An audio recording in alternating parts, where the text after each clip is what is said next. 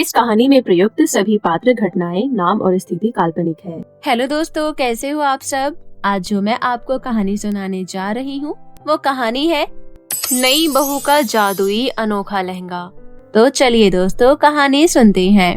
बिन तेरे सब सजा है, बिन तेरे कहाँ मजा है, याद पिया की आने लगी है भीगी भीगी रातों में।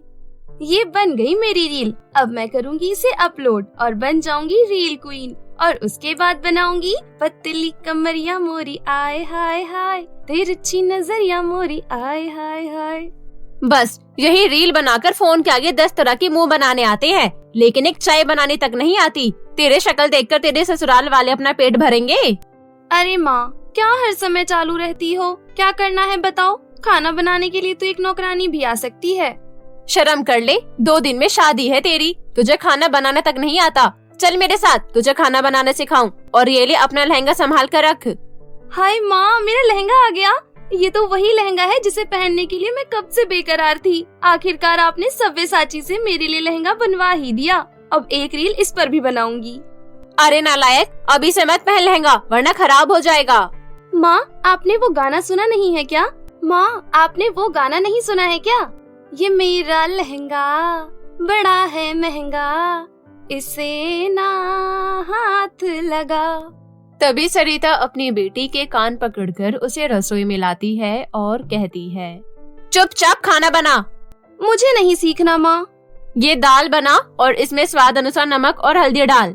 तब कशिश 1 चम्मच हल्दी और चुटकी भर नमक डालती है और गैस पर रख देती है। माँ, मैंने रख दिया। 2-3 सीटी आएगी और दाल बन जाएगी। 10-15 मिनट में तो सीटी आएगी। तब तक क्यों ना मैं अपना लहंगा पहनकर एक रील बना लूं। हाँ, ये सही रहेगा। ऐसा कहकर कशिश लहंगा पहनकर रील बनाने लगती है। तू लिया दे मैनू गोल्डन झुमके, मैं कन्ना विच पावा चुम चुम के, मन चावे तू मैनू शॉपिंग करा दे, मन चावे रोमांटिक पिक्चर दिखा दे, रिक्वेस्टा पाइया वे चिट्टियां कलाइया वे, ओ माही मेरी चिट्टियां कलाइया वे। ऐसा कहकर वो कशिश नाच ही रही थी कि सरिता उसे आवाज देती है, हे भगवान, सारी दाल जला दी। रसोई में तो है नहीं, थिरक रही होगी कहीं। हे भगवान, ये क्या हो गया मुझसे? मैंने दाल जला दी। अब तो माँ मुझे छोड़ेगी नहीं। डर की वजह से वो जल्दी से रसोई में जाने लगती है कि तभी एक कील में उसका लहंगा फंस जाता है और फट जाता है। हे भगवान, दाल की वजह से मेरा लहंगा भी फट गया। अब तो माँ मुझे और भी ज्यादा सुनाएंगी। शादी का इतना शौक है, लेकिन सच में मुझे खाना बनाना नहीं आता। मर गई मैं अब तो। माँ मुझे बहुत सुनाएगी। तभी वहाँ पर सरिता आ जाती है और कशिश को सुनाने लगती है। कशिश का फटा हुआ लहंगा देखकर वो उसे और भी सुनाने लगती है।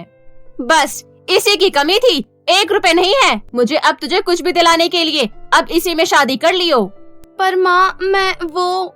कशिश टेंशन में आ जाती है और फिर अपने लहंगे को लेकर सही करवाने के लिए चली जाती है कि तभी रास्ते में उसे एक बूढ़ी औरत दिखाई देती है जो कि अंधी होती है। वो औरत एक गाड़ी से टकराने वाली होती है कि तभी कशिश उस औरत को बचा लेती है। दादी, आप ठीक तो है ना? आपको कहीं लगी तो नहीं? नहीं नहीं, मैं बिल्कुल ठीक हूँ। तुम्हारा बहुत बहुत धन्यवाद। मेरे पास तुम्हें देने के लिए कुछ और तो नहीं है, लेकिन तुम ये रख लो।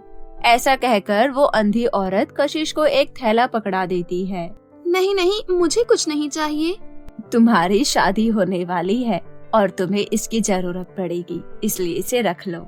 इसके बाद कशिश वो थैला लेकर आगे चली जाती है कि तभी वो कुछ सोचती है, अरे उस बूढ़ी अम्मा को कैसे पता कि मेरी शादी होने वाली है?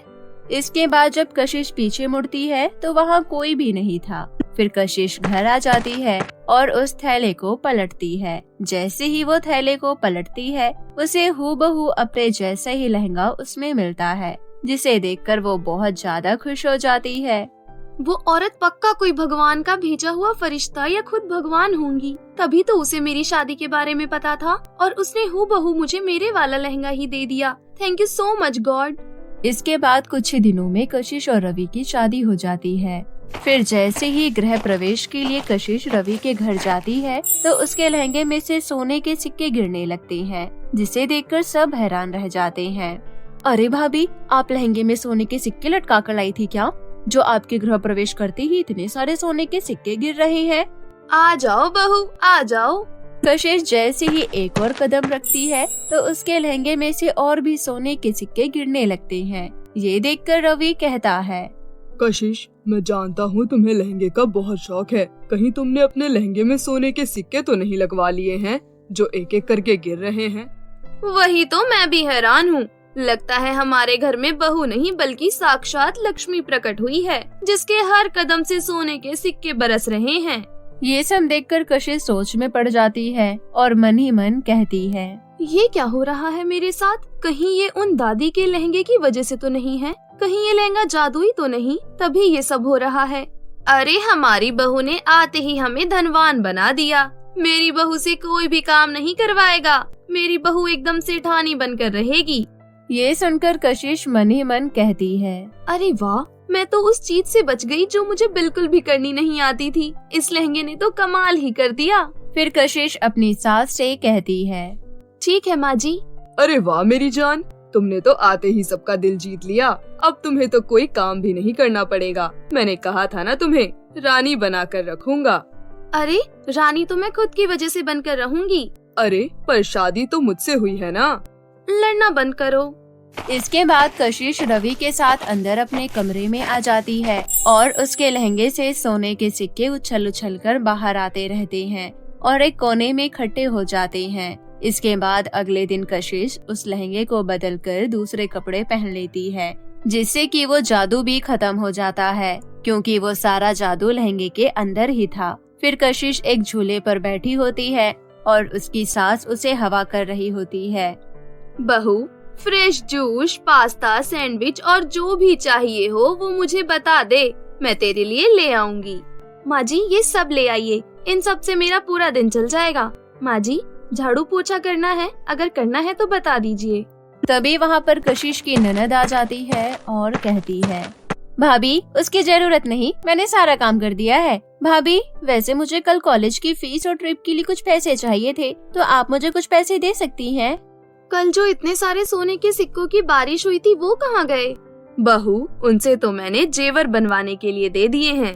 ठीक है।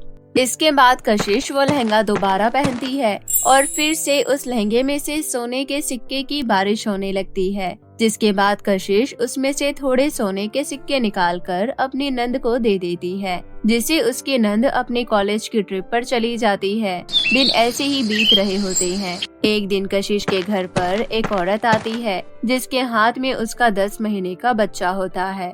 वो कशिश से कहती है, दीदी मेरी मदद करो, मेरे बच्चे को ठंड लग गई है। मेरे पास इसके इलाज के लिए पैसे नहीं है और इसका इलाज नहीं हुआ तो ये मर जाएगा। कृपया करके मेरी मदद कीजिए बहन जी। बहू इसके बच्चे की तबीयत तो सच में बहुत खराब है।